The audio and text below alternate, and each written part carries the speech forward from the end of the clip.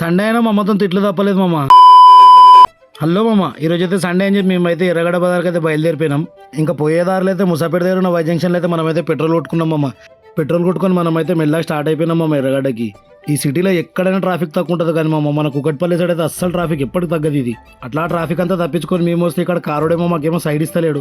Finally వానికైతే మనమైతే side కొట్టేసినాం మామ. ఇంకా అట్లా కొట్టుకుంటూ మేమైతే ఎర్రగడ్డ మెట్రో స్టేషన్ కాడికి అయితే వచ్చేసినాం మామ. ఇంకా మార్కెట్లో పోవడం ఒకటే లేట్. ఇప్పుడు ఎవడన్నాడు మామ సంక్రాంతి రోజు హైదరాబాద్ ఖాళీ అవుతుందని? అట్లా అన్నానికి ఒక్కసారి ఎర్రగడ్డ బజార్ తీసుకుని రండి. ఇక్కడ ఉన్న పబ్లిక్ న్యూస్ వాడే పిచ్చోడైపోతాడు ఫస్ట్. ఇక్కడ ఏదో ఫ్రీగా ఇస్తున్నట్టు ఏం పబ్లిక్ ఉంది మామ ఇక్కడ సండే అయినా కానీ. ఇక్కడ అమెటోన్ కన్నా కొనేటోళ్ళు ఎక్కువ ఉన్నారు మామ ఫస్ట్.